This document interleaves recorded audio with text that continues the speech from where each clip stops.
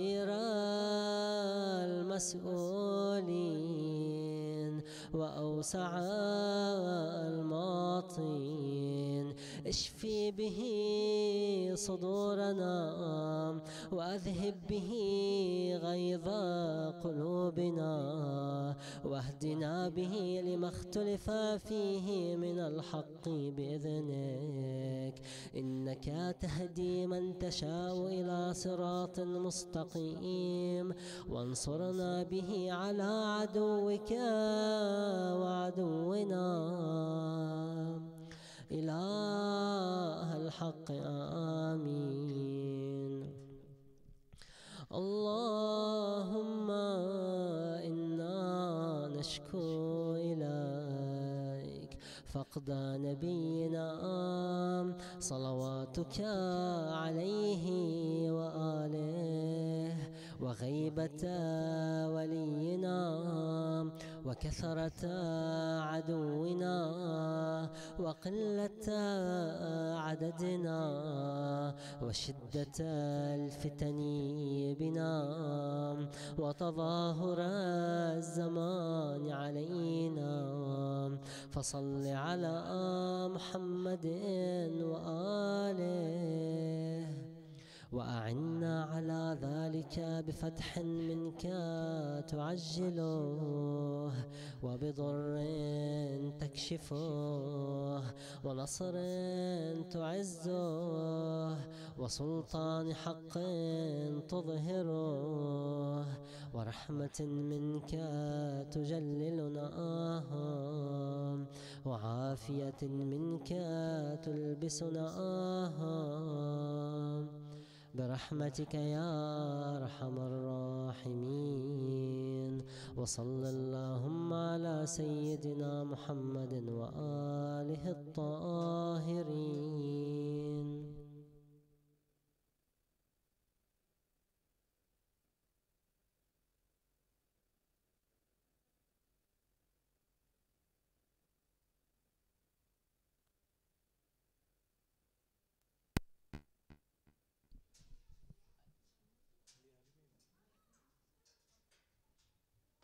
صلوات محمد وآل محمد.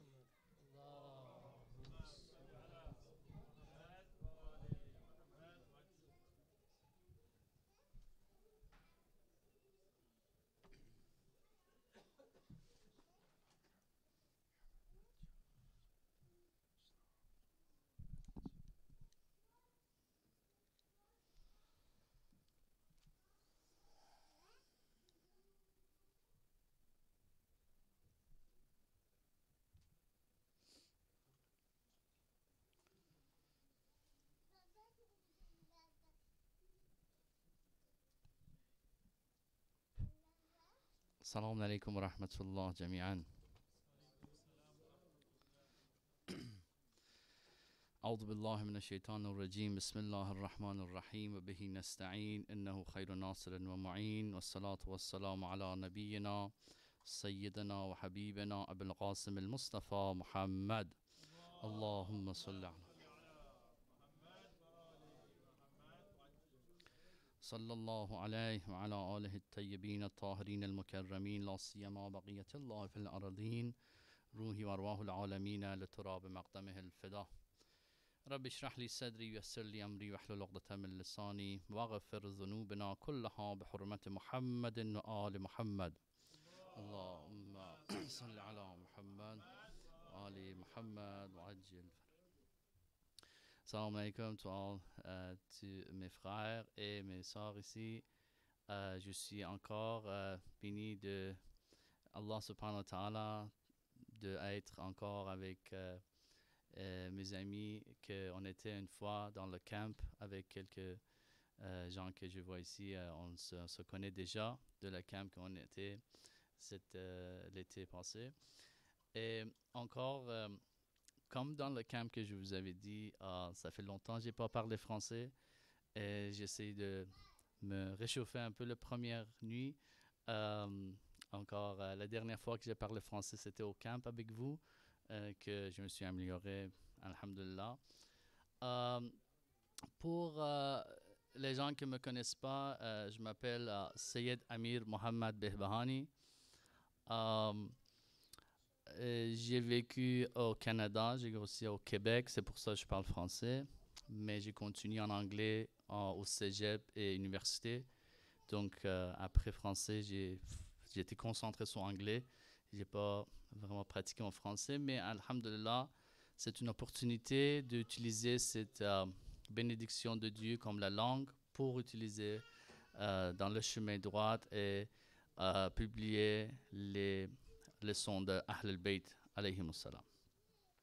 Félicitations à vous et à notre imam de temps pour aujourd'hui, cette journée, les journées de l'anniversaire de notre imam Hassan al-Mujtaba alayhi salam.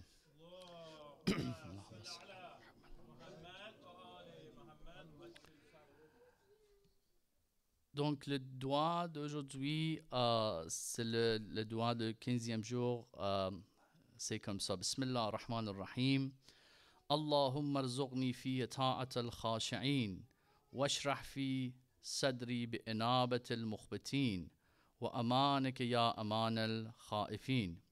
Oh Allah, accorde-moi en ce mois la sincérité des adorateurs pieux.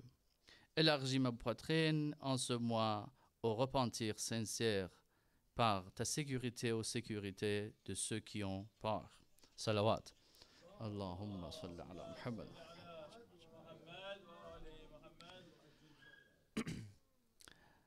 Une des narrations, une belle narration d'Imam Hassan, c'est celle-là qu'on entend normalement dans les lectures, spécialement dans la journée de l'anniversaire d'Imam Hassan alayhi salam, c'est que Imam Hassan a dit Inna ahsan al-Hassan al-khulqul Hassan. La meilleure chose qu'une personne puisse posséder, c'est une bonne éthique. Le nom d'Imam Hassan, donc, c'est la célébration d'Imam Hassan. On va parler à propos des narrations qui est à propos de l'anniversaire d'Imam Hassan. Et Inch'Allah, on apprend des leçons aussi par liser ces genres de narrations. Le nom de l'imam Hassan était choisi par Allah subhanahu wa ta'ala. Il y a un hadith qui nous parle de révélation par l'ange Gabriel qui est venu et révélé le nom d'imam Hassan à notre prophète sallallahu alayhi wa sallam. Allahumma salli ala Muhammad wa ala Muhammad. Donc, cette narration, ça vient de notre imam Sajjad alayhi salam, Ali ibn al-Hussein alayhi salam, قال لما ولدت فاطمة الحسن قالت لعلي. So, je vais paraphraser pour aller plus vite parce qu'on n'a pas beaucoup de temps, mais vous pouvez regarder, eux qui comprennent peuvent lire arabe, vous pouvez lire le hadith. Ceux qui veulent lire en français, je le traduis aussi en français et je vais le paraphraser plus vite dans ma lecture. Donc, quand Imam Hassan était né, Hazrat Fatima salamullah alayha ask Imam Ali, c'est quel nom que tu veux choisir pour l'enfant? Ali alayhi salam, Imam Ali alayhi salam says, je ne procède pas de la messager d'Allah. J'attends que le prophète, le messager d'Allah vient et choisit le nom de mon enfant. Quand vous voyez le respect, ça c'est des leçons qu'on peut apprendre dans la famille d'Ahl al-Bayt. Vous voyez le respect envers les parents, les grands-parents, et ça c'est vraiment une leçon pour nous aussi. Donc, quand le prophète arrive, le prophète sallallahu alayhi wa sallam demande à Imam Ali alayhi salam, ok, c'est quoi le nom de ton enfant que tu as choisi? Et il dit non, je ne procède pas de toi, c'est vous que vous devrez choisir le nom. Et le prophète aussi dit, je ne procède pas de mon Seigneur, Allah subhanahu wa ta'ala. Après ça, Allah subhanahu wa ta'ala commande, donne ordre à l'ange Gabriel, que tu devrais aller en bas et envoyer mon salutation à Muhammad sallallahu alayhi wa sallam, et aussi lui dire que à cause que Ali alayhi salam, c'est comme Haroun pour toi, c'est comme Haroun pour Moussa pour toi, tu devrais nommer ton fils le même nom que le fils de Haroun. So, فَحَبَتَ جِبْرِيلَ عليه السلام فَحَنَّاهُ مِنَ اللَّهِ. So, Jibril, il va en bas et envoie le message, le salam, le salutation de Dieu à notre prophète, et lui dit que Allah subhanahu wa ta'ala te donne l'ordre de nommer le fils de Imam Ali, le même fils que Haroun. Et il dit, c'est quoi le nom de fils? Il dit, ismuhu, ma kana ismuhu, qala Shabbar. Alors, il y a des autres prononciations, mais Shabbar. Notre prophète dit, ok, ça c'était un autre langage. Non, ma langue c'est en arabique. C'est quoi ça va être en arabe? Il dit Hassan. Donc, notre prophète sallallahu alayhi wa sallam nomme l'enfant Hassan par l'ordonnance de Dieu, par le commande de Dieu. Et c'est quoi que ça arrive, c'est quoi qui est intéressant, c'est que ça arrive la même chose avec Imam Hussein alayhi salam.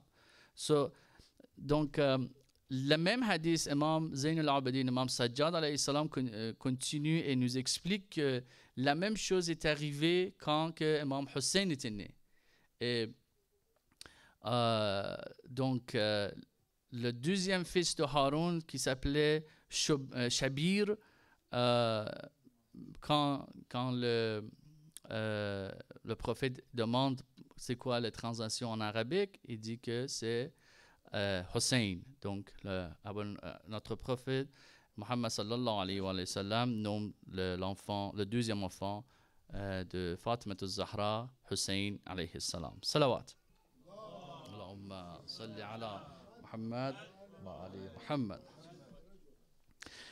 Une autre chose qu'on peut parler à propos d'Imam Hassan, c'est le titre que Imam Hassan a reçu pendant sa vie. Les titres, c'était des attributs que l'imam était connu par les gens de sa société dans son temps. Et ça, c'est une leçon pour nous, parce que si nos imams qui sont des exemples pour nous, qu'on devrait suivre leur chemin, on devrait suivre leurs pas et essayer de devenir comme eux par différents attributs qu'ils ont avait. Ça, c'est une leçon pour nous, pour voir c'est quoi les noms d'Imam Hassan ce soir et essayer de voir où est-ce qu'on est par rapport à ce genre d'attributs. So, les attributs d'Imam Hassan, c'est Mujtaba. Mujtaba, c'est un des attributs, un des titres d'Imam Hassan, que ça veut dire élu. Ça veut dire c'est celui qui était choisi, car il était choisi par Dieu. Ok, je veux juste expliquer cela parce qu'on n'a pas beaucoup de temps, mais on est tous choisis.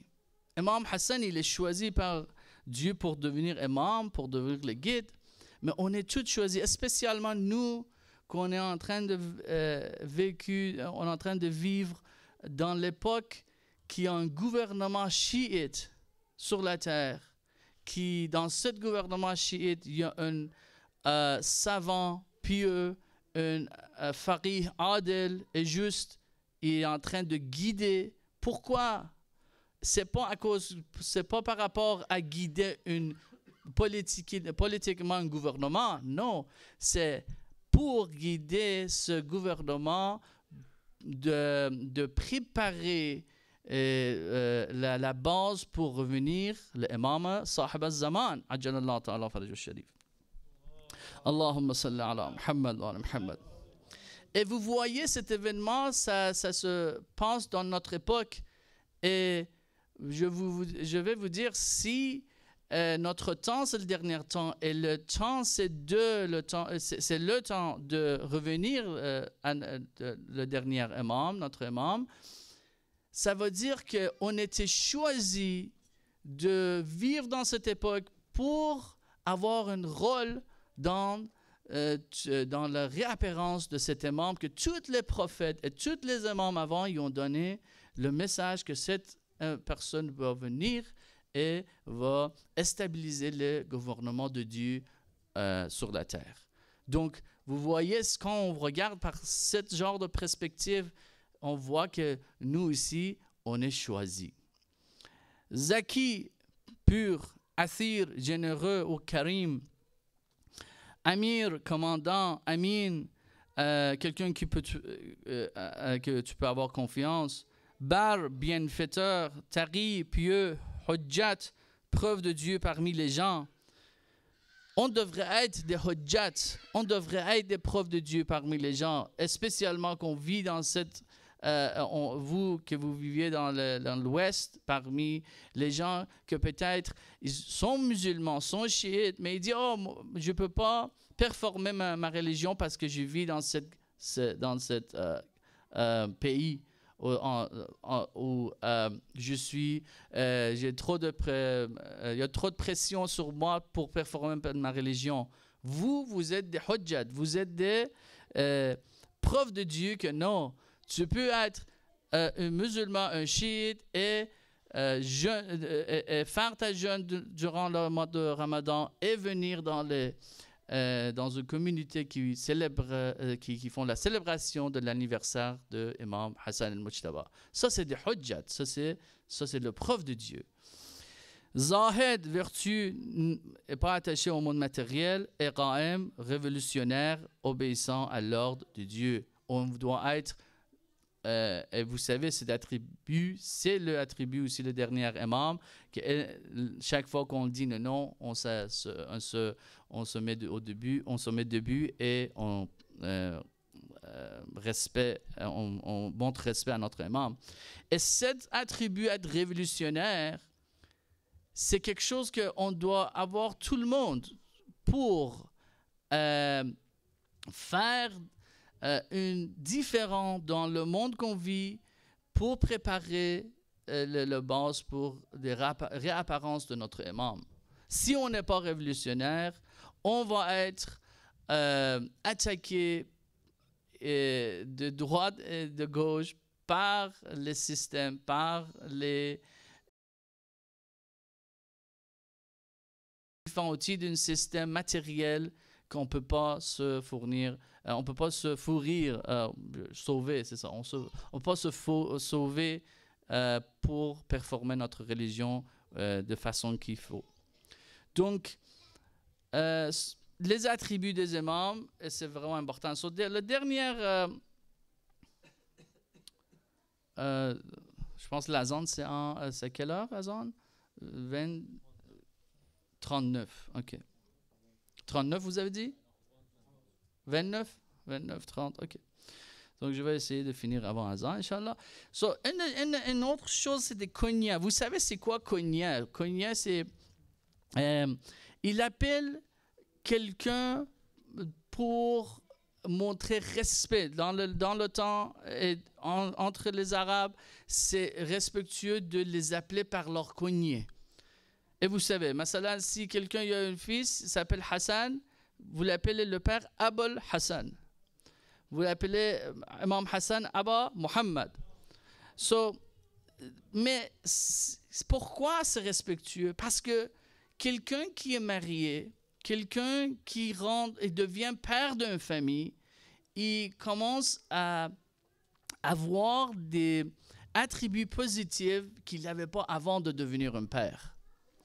Il y a un des attributs que quelqu'un doit avoir quand il devient père, c'est responsable, d'être responsable. Quelqu'un qui est responsable, il y a beaucoup d'autres attributs qui viennent avec cet attribut de responsabilité. Par exemple, être sérieux dans ses paroles et ses promesses, ou réfléchir à propos le but et l'objectif dans sa vie. quand vous avez des enfants, quand vous avez une famille, quand tu deviens une père, tu commences à réfléchir, tu te sens responsable. Être caractérisé par sa fiabilité. Tu deviens fiable, tu deviens quelqu'un fiable, tu deviens quelqu'un honnête, parce que tu ne peux pas vivre sans honnêteté avec quelqu'un d'autre. La diligence, la capacité à résoudre des problèmes de manière efficace. Il faut que tu penses, tu stratégises, tu plans pour résoudre les problèmes dans la vie que tu fasses. Sa ponctualité, sa discipline et son respect envers les autres, ça, c'est tous des attributs d'un père ou de quelqu'un qui devient responsable. Et vous voyez que cet attribut, c'est tellement valable, il y a tellement valeur que c'est pour ça que si quelqu'un devient père, c'est plus respectueux de l'appeler avec son cognac, de le mettre de l'importance, le mettre de l'accent sur le caractéristique d'être un père. Avec ça, vous pouvez dire qu'une personne responsable est également capable de prendre des décisions éclairées et de faire face aux conséquences de ses actions. Avec ça, je veux vous amener à cette conclusion que les parents devraient encourager les enfants et les jeunes de se marier au plus vite possible. Il y a des attributs qu'on n'a pas le temps de parler à propos de ça, mais juste une référence le plus vite pour ce soir, c'est que quand quelqu'un se marie, il absorbe, il commence à atteindre certaines caractéristiques qu'il n'avait pas avant, qui va aider de voir la vie plus sérieuse, d'avancer avec plus de la paix dans le cœur, plus de tranquillité, plus de planifier pour le futur. Et en dehors de ça, on a beaucoup de narrations, beaucoup de hadiths que Allah subhanahu wa ta'ala va l'aider et va aussi donner des récompenses à ses actions, comparément de quelqu'un qui n'est pas marié. Les récompenses quelqu'un qui est marié, qui Allah subhanahu wa ta'ala lui donne, c'est énorme, c'est pas comparable. Donc ça, c'est un autre point qu'on peut parler. Donc, une autre chose à propos ce soir, c'est l'anniversaire de Imam Hassan, c'est au milieu du mois de Ramadan. On était baignés, le Dieu nous a baignés d'une façon de mettre cet anniversaire de ce monde au milieu du mois de Ramadan, parce que quand les gens se assemblent pour l'iftar, pour le majlis, pour l'assemblée et pour la célébration de cet imam, Allah subhanahu wa ta'ala a promis que toutes les bonnes actions qui se font pendant le mois de Ramadan, la récompense, ça va être multipliée. Donc, ce soir que vous êtes ici pour célébrer et payer pour montrer votre respect au imam Hassan alayhi salam et au Fatima al-Zahra alayhi salam, c'est que à cause qu'il est au milieu du mois de Ramadan, les récompenses sont multipliées et ça, c'est une bénédiction encore plus à propos de l'anniversaire d'Imam Hassan alayhi salam. Allahumma salli ala Muhammad wa ala Muhammad.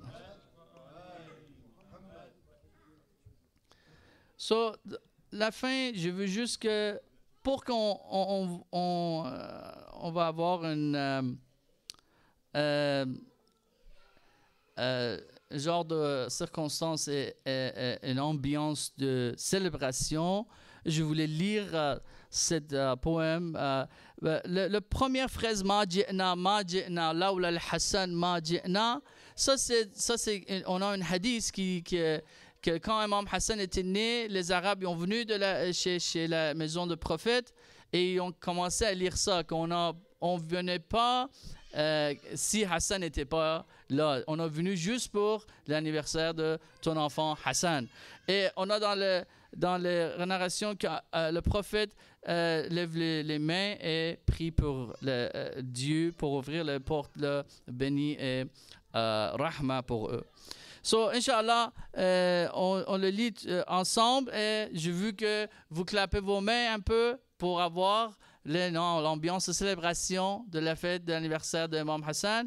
Et ceux qui peuvent répéter Ma'jina, Ma'jina, Laoula al-Hassan, Ma'jina, répète ça. Et ceux qui ne peuvent pas, juste le Amin, Amin, ça peut être suffisant pour accompagner ce genre de poème. Bismillah ar-Rahman ar-Rahim.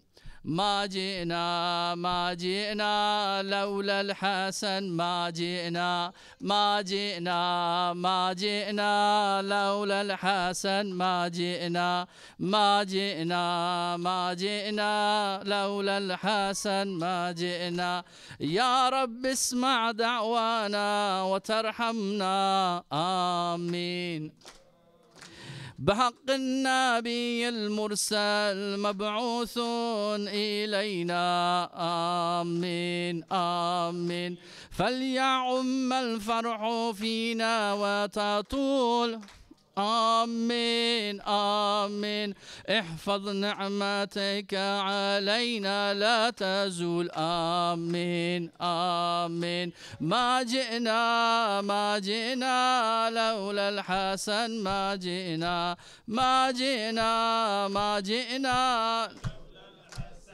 جئنا يا ربي جاح الكرام آمين آمين نور من عدن الأبصار آمين آمين يا رب احفظ هذه الدار آمين آمين ولا تخمد منها الأنوار آمين آمين ما جئنا لولا الحسن ما جئنا لولا الحسن ما جئنا صلوات اللهم صل على محمد وآل محمد وعجل فرجهم. Si on a un peu de temps, on peut lire vite. Il est quelle heure? C'est déjà azan, hein? 32 azan? Ah, il est déjà 32, ok. C'est bien. Ok, Inch'Allah, on peut le lire parce qu'après le salat, apparemment, après l'iftar, Inch'Allah, ceux qui veulent rester, il y a une dua commune, Inch'Allah, pour ce soir. On peut lire le ziyara d'Imam Hassan avant ou après dua commune, Inch'Allah. Salawat ala Muhammad wa ali Muhammad. Allahumma salli ala Muhammad wa ali Muhammad wa ajil.